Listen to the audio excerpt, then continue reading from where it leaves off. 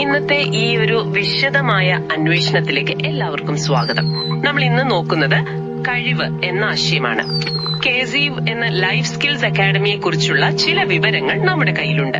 അത് വെച്ചാണ് നമ്മൾ സംസാരിക്കുന്നത്. പ്രശ്നങ്ങൾ കണ്ടെത്തുക, നമ്മുടെ കഴിവുകൾ വെച്ച് അത് പരിഹരിക്കുക, ആ അനുഭവം മറ്റുള്ളവർക്ക് പകർന്നു കൊടുക്കുക. അതാണ് ഇതിന്റെ ഒരു കാതൽ, അല്ലെ? അതെ അതെ. ഈ കേസീവ് നൽകുന്ന വിവരങ്ങൾ അതൊരു ഒരു വലിയ ക്യാൻവാസ് ആണ് തരുന്നത്. അതിൽ തന്നെ യോഗയെ ജീവിതത്തിന്റെ A to Z ആയിട്ട് കാണുന്നൊരു സമീപനമൊക്കെ ഉണ്ട്. ഓ ശരിയാണ്. പക്ഷെ നമ്മൾ ഇന്ന് കൂടുതൽ ശ്രദ്ധ കൊടുക്കുന്നത് ആ ക്യൂ ഫോർ ക്വസ്റ്റ്യൻ എന്നതിനാണ്. ചോദ്യം ചെയ്യലിന്റെ ആ ശക്തി. കാരണം ഇന്നത്തെ കാലത്ത് ഉത്തരം കിട്ടാൻ ഒരു പാടുമില്ല, അല്ലെ? വിരൽ തുമ്പിലുണ്ടെല്ലാം. ശരിയാണ്. പക്ഷെ ശരിയായ ചോദ്യം ചോദിക്കുക, ആ കഴിവാണ് പ്രധാനം. ഓർക്കണം, ഈ ചോദ്യങ്ങൾ എന്ന് പറയുന്നത് വെറും സംശയങ്ങളല്ല, മനസ്സിലാക്കാനുള്ള വഴികളാണ്. ഇഷ്ടം പോലെ. പക്ഷേ ചോദ്യങ്ങൾ ചോദിക്കാനാണ് ആളുകൾ മടിക്കുന്നത്, അല്ലെങ്കിൽ അറിയാത്തത്. അപ്പോ ഈ കഴിവി സ്രോതസ്സുകളിൽ പറയുന്ന കഴിവ് എന്നതിലേക്ക് വരാം. പ്രശ്നം കണ്ടെത്തുക, പരിഹരിക്കുക, പങ്കുവെക്കുക എന്നതിനപ്പുറം എന്താണ് ഇതിന്റെ ഒരു ആഴം? ഈ KIZIV എന്ന ഓരോ അക്ഷരത്തിനും പ്രത്യേക അർത്ഥമുണ്ടെന്ന് തോന്നുന്നു. ഉണ്ട്. അത് വെറുമൊരു പേരല്ല. K എന്നാൽ നോളജ്, അറിവ്. A എന്നത് ആക്ഷൻ, പ്രവർത്തനം. Z എന്നാൽ സീൽ, നല്ല ഉത്സാഹം. H അത് ഹാർമണി ആയിരുന്നോ? അല്ല, ഇൻസൈറ്റ്, ഉൾക്കാഴ്ച. ഇൻസൈറ്റ്. പിന്നെ V വെർച്വൽ, അതായത് സാങ്കേതിക വിദ്യയുടെ സാധ്യതകൾ. പിന്നെ E എൻജോയബിൾ, ആനന്ദത്തോടെ ചെയ്യുക എന്നത്. അപ്പൊ ഇതെല്ലാം കൂടിച്ചേരുമ്പോഴാണ് ശരിക്കുള്ള കഴിവുണ്ടാകുന്നത്. വെറുതെ അറിവുണ്ടായാൽ പോരാ, അത് ഉത്സാഹത്തോടെ ചെയ്യണം, കാര്യങ്ങൾ മനസ്സിലാക്കി ചെയ്യണം, ടെക്നോളജി ഉപയോഗിക്കണം, സന്തോഷത്തോടെ ചെയ്യണം. ശരിയാണ്, ഒരു പൂർണ്ണത വരുന്നുണ്ട് അതിന്. അതെ. ഇപ്പോൾ ഷെഫ് പുതിയൊരു ഡിഷ് ഉണ്ടാക്കുമ്പോൾ അതിന് റെസിപ്പി എന്ന അറിവ് വേണം, പാചകം ചെയ്യാനുള്ള പ്രവർത്തനം വേണം, നന്നായി വരണമെന്ന ഉത്സാഹം വേണം, അല്ലേ? വേണം. രുചികൾ എങ്ങനെ ചേരും എന്ന ഉൾക്കാഴ്ച. ചിലപ്പോൾ പുതിയ ഉപകരണങ്ങൾ ഉപയോഗിക്കേണ്ടി വരും, അതാണ് വെർച്വൽ. പിന്നെ ആ പാചകം ആസ്വദിക്കുകയും ചെയ്യണം, എൻജോയബിൾ. അതാണ് ആ ഒരു കഴിവ്. ഓക്കെ. അപ്പൊ ഈ കഴിവിന്റെ കൂടെ വരുന്ന യോഗയുടെ A to Z of life എന്നൊരാശയം, അതും ശ്രദ്ധേയമായി തോന്നി.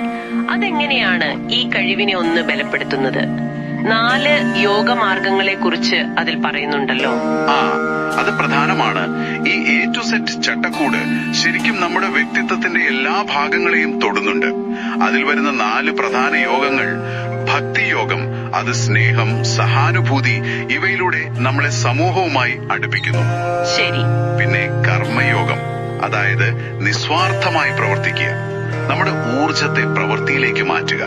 പിന്നെ ജ്ഞാനയോഗം, അറിവ്, വിവേകം, സ്വയം മനസ്സിലാക്കാനും ലോകത്തെ മനസ്സിലാക്കാനും. ശരിക്കും പറഞ്ഞാൽ ഈ ചോദ്യം ചെയ്യലൊക്കെ ജ്ഞാനയോഗത്തിന്റെ ഭാഗമാണ്. അപ്പൊ അങ്ങോട്ടാണ് നമ്മൾ വരുന്നത്. അതെ. 4ാമത്തേത് രാജയോഗം. അത് നമ്മുടെ ശരീരം, മനസ്സ്, അതിന്റെയൊക്കെ ആരോഗ്യം, ഒരു ബാലൻസ്, അതിനാണ് ഊന്നൽ കൊടുക്കുന്നത്. അപ്പൊ ഈ 4ഉം ചേരുമ്പോഴാണ് ഒരു വ്യക്തിയുടെ പൂർണ്ണമായ കഴിവ് പുറത്തു വരുന്നത്. അതെ. അപ്പൊ നമ്മൾ ആ വിഷയത്തിലേക്ക് എത്തി. ക്യൂ ഫോർ ക്വസ്റ്റ്യൻ, ചോദ്യം ചെയ്യൽ. ഈ വിവരങ്ങളെല്ലാം ശരിക്കും പറഞ്ഞാൽ വിരൽ തുമ്പിൽ കിട്ടുന്ന കാലത്ത് കാശിവേ എന്തിനാണ് ഈ ചോദ്യം ചെയ്യലിന് ഇത്ര ഊന്നൽ നൽകുന്നത്? ജസ്റ്റ് ഗൂഗിൾ ചെയ്താൽ പോരെ? അതാണ് ഞാൻ നേരത്തെ പറഞ്ഞത്. ഗൂഗിളിന് ഉത്തരം തരാനേ അറിയൂ. ഏത് ചോദ്യമാണ് ചോദിക്കേണ്ടതെന്ന് ഗൂഗിളിന് അറിയില്ലല്ലോ. ശരിയാണ്. പുരോഗതിയിലേക്ക് എത്തിക്കുന്നത് ചോദ്യങ്ങൾ നമ്മുടെ ഉള്ളിലെ ആ ജിജ്ഞാസയെ ഉണർത്തും. എന്തുകൊണ്ട് എന്ന് ചോദിക്കാൻ ധൈര്യം കാണിച്ചത് കൊണ്ടാണ് ശാസ്ത്രം ഇത്രയും വളർന്നത്. ഒരു സിമ്പിൾ ഉദാഹരണം നോക്കൂ. ന്യൂട്ടൺ ആ ആപ്പിൾ താഴേക്ക് വീണത് കണ്ടപ്പോ അതെന്താ താഴോട്ട് തന്നെ വീഴുന്നത് എന്ന് ചോദിച്ചു. അതൊരു വലിയ കണ്ടുപിടുത്തത്തിലേക്ക് നയിച്ചില്ലേ? അതെ, ഗുരുത്വാകർഷണം. അതുപോലെ സ്റ്റീവ് ജോബ്സ് ചോദിച്ചു, എന്തിനാണ് ഈ ഫോണൊക്കെ ഇത്ര കോംപ്ലിക്കേറ്റഡ് ആക്കുന്നത്? ആ ചോദ്യമാണ് ഇന്ന് നമ്മൾ കാണുന്ന ഈ സിമ്പിൾ ഫോണുകൾക്ക് കാരണം. അപ്പോ ശരിയായ ചോദ്യങ്ങൾ അത് നിലവിലുള്ള ചിന്തകളെ ചോദ്യം ചെയ്യും, പുതിയ വാതിലുകൾ തുറക്കും. ഈ ചോദ്യം ചെയ്യലിന് ഒരു ഓർഡർ കൊടുക്കാൻ ഒരു ഫ്രെയിം വർക്ക് KSCV മുന്നോട്ട് വെക്കുന്നുണ്ട്, അല്ലെ? ക്വസ്റ്റ്യൻ എന്ന് തന്നെ. അതൊന്ന് വിശദമാക്കാമോ? തീർച്ചയായും. അതൊരു നല്ല ടൂളാണ്. ക്വസ്റ്റ്യൻ എന്ന വാക്കിലെ ഓരോ അക്ഷരത്തിനും ഓരോ പടിയുണ്ട്. ക്യൂ എന്നാൽ ക്വസ്റ്റ്, അന്വേഷണം, അറിവിനായുള്ള ഒരു യാത്ര തുടങ്ങുക. ഓക്കെ. യു എന്നത് അൺകവർ, മറനീക്കൽ, അതായത് വെറുതെ കാണുന്ന ഉത്തരങ്ങൾക്കപ്പുറം ആഴത്തിലുള്ള സത്യങ്ങൾ കണ്ടെത്തുക. എൻഗേജ്, ഇടപെടൽ. നമ്മൾ കണ്ടെത്തിയ കാര്യങ്ങൾ മറ്റുള്ളവരുമായി സംസാരിക്കുക, ചർച്ച ചെയ്യുക. ശരി. സീക്ക് ക്ലാരിറ്റി, വ്യക്തത തേടുക. സംശയങ്ങളൊക്കെ മാറ്റി നല്ല ക്ലിയറായ ഒരു ധാരണയുണ്ടാക്കുക. ടി എന്നത് തിങ്ക് ക്രിട്ടിക്കലി, വിമർശനാത്മകമായി ചിന്തിക്കുക. കിട്ടിയ വിവരത്തെ അപ്പാടെ വിഴുങ്ങാതെ അതിനെ ഒന്ന് അനലൈസ് ചെയ്യുക. പ്രധാനപ്പെട്ടതാണ്. അതെ. പിന്നെ ഇന്നോവേറ്റ്, നവീകരണം. ഈ ചോദ്യങ്ങളിൽ നിന്നും ചിന്തകളിൽ നിന്നും പുതിയ ഐഡിയകൾ, പുതിയ പരിഹാരങ്ങൾ കണ്ടെത്തുക. ഒബ്സർവ്, നിരീക്ഷിക്കുക. ചുറ്റുമുള്ള ചെറിയ കാര്യങ്ങൾ പോലും ശ്രദ്ധിക്കുക. അവസാനം നാവിഗേറ്റ്, മാർഗദർശനം.